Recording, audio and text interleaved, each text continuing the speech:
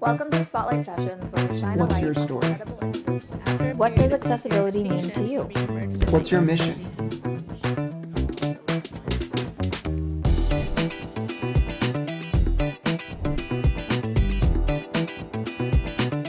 Welcome all to accessiBe's Spotlight Sessions, where we shine a light on incredible individuals and organizations and the work that they do.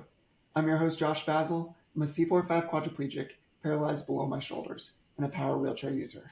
I'm the Community Relations Manager at accessiBe and a passionate disability rights advocate and trial attorney, focused on breaking down barriers to access and inclusion for people with disabilities.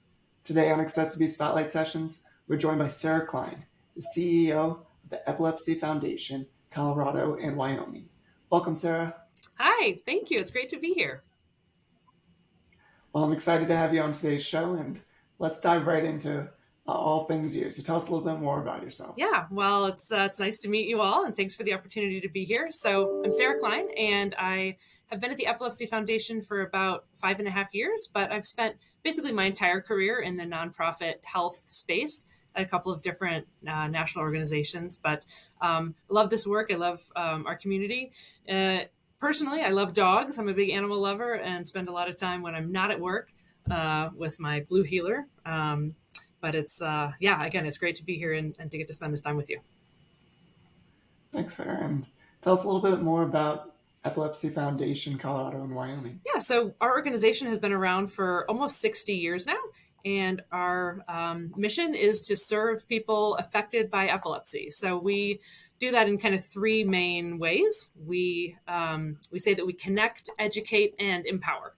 So we connect people with epilepsy to a variety of resources. We connect them to healthcare providers if they need a doctor. We connect them to each other through support groups and social groups.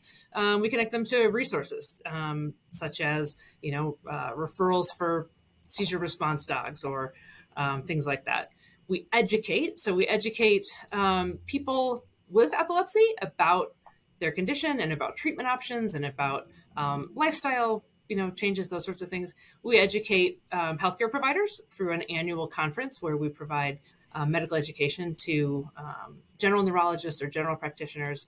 And we educate the community at large, whether that's through seizure first aid trainings or through presentations in schools or in the community. We help people learn more about what it is to live with epilepsy and how to be a good neighbor to people who are living with epilepsy.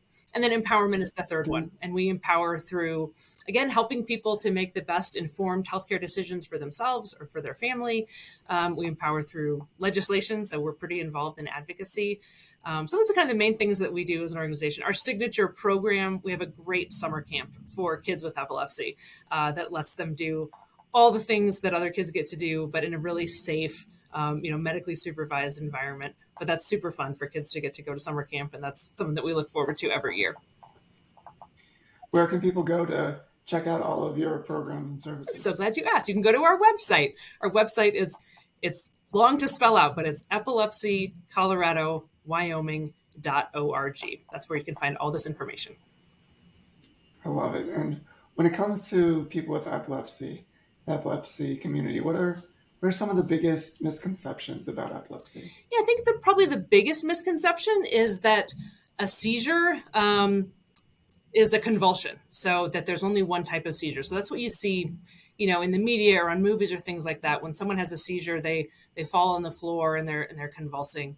But that's not actually true. I mean, that's one type of seizure, but there's a huge range of what seizures can look like. So someone can have just a brief spell of staring off into space, which is in fact a seizure.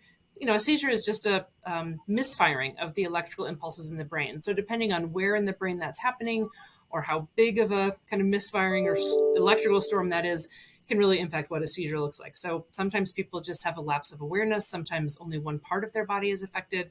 So I think that's probably the biggest misconception is just, what is a seizure and what does it look like?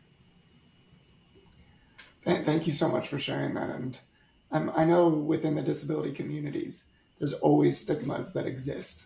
Whether in the paralysis community, like myself, I was injured when I was 18, broke my neck in waist high water when a wave dropped me on my head. But like Epilepsy Foundation, I know there's also stigmas. Can you share some of the most common stigmas associated with epilepsy? Yeah, so over the course of history, understanding of what epilepsy is or what seizures are has really it's evolved quite a lot. But people still deal with fear, fear that someone's going to have a seizure in front of them and they don't know what to do. But there's also a lot of kind of old understandings, right? That seizures they used to think people were um, uh, what's the word we have it like a demon, like possessed. They were possessed by a demon or something, or that they had some sort of spiritual thing going on instead of it just being purely a physical challenge with their brain. So that's, I think, something people still deal with is misunderstandings or not really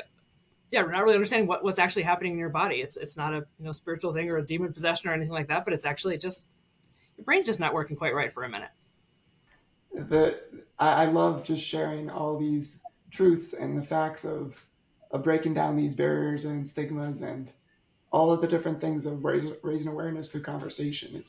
There's so many learning moments to learn more from the community and about it. So thank you for sharing that. Thanks. When it comes to what's the first thing that comes to mind for you when you hear the word accessibility?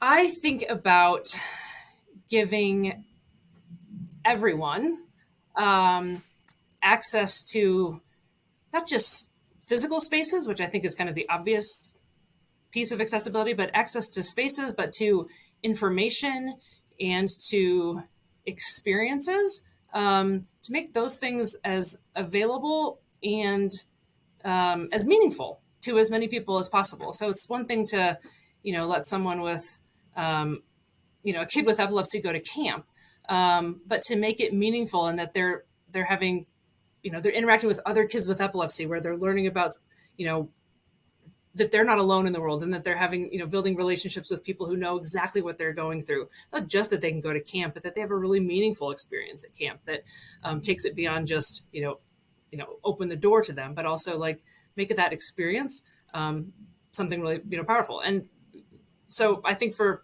me, access isn't just about like the door is open, but that you're welcomed and intentionally brought in. You're welcomed.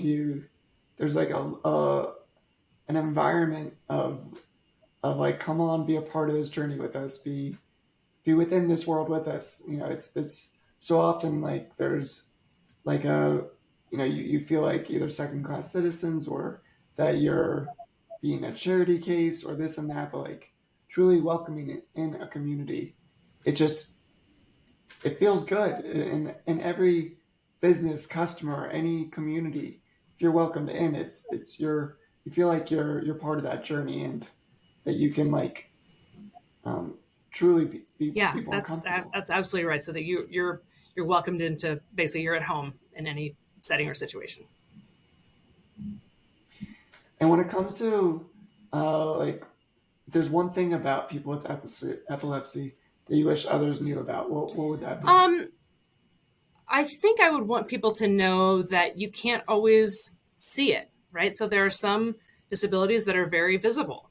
Epilepsy is often one that is invisible. And so you might not ever know that a person that you're interacting with or a friend or a colleague or whatever is living with epilepsy. And so I think that to approach relationships or approach people with, a sort of preset empathy or desire to understand what their situation is like is really important, because if you're living with something that people don't see, they may not,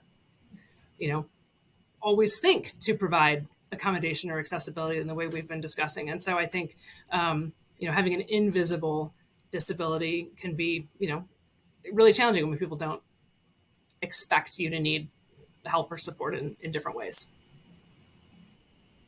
That's such an important point, and it's so often, like you were saying, like just when you can see the physical disability, it's like it feels like it's easy to kind of explain it, but when it's like invisible, people might think you're faking or thinking that you're using it to get out of a certain situation when it's so far from the truth.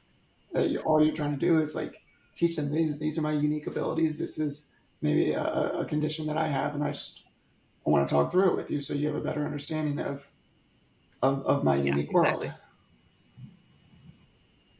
And when it comes to like within the business world, what are some of the biggest gaps when it comes to that you've seen when it comes to prioritizing access and inclusion? I think similarly, like to the previous question, I think that the invisible nature of this is something that's not accounted for a lot, right? Because there are some, it's easy for a business, let's say, to put a wheelchair ramp right in front of the building so that you have access to that building. It's less common for there to be accommodation from a less visible perspective, right? So when someone in the workplace needs a darker room or lights that are not interfering with their maybe they have photosensitive epilepsy, for example, I think that those things it's less easy to know what to do, honestly, to accommodate people sometimes. And I don't think there's as much sort of proactive work to support people whose disabilities are less visible. And when it comes to reasonable accommodations, 50% of all reasonable accommodations in the workplace cost less than $500. And the majority of them truly cost nothing. It's just changing like a little thing, tweaking it here and there to create a safer space and safer environment. So it's so important to be able to have those conversations in the workplace, to have a safe, comfortable environment where you can provide your skills and services and really change the company's products and landscape and the journey they're on. And if you when it comes to brands and businesses, what's one thing you wish they did more of? I would like to see, I guess from sort of a global scale or a larger scale, I would love to see more people with disabilities included, not just in marketing, right? So we've got people of varying abilities in ad campaigns, but at a higher level of inclusion, right? So that people with disabilities are employed and are on boards of directors and are really, in leadership roles at companies to provide, a more diverse and well-rounded perspective and leadership from the top down. I could not have said it better, Sarah. That is a great way to end. They're right on the nail. So I'm so grateful to have you on the show today. Thank you for being our guest on accessiBe's Spotlight Sessions. You're thank awesome, you. Sarah. I really appreciate the opportunity. Thanks again for helping us raise awareness about epilepsy and really appreciate this time. Thank you. Thanks, Sarah. And to all of our guests, thank you for staying to the end of accessiBe's Spotlight Sessions. Make sure you hit that subscribe button and follow us on social media at accessiBe_community. Thank you again. Until next time, take care, everyone.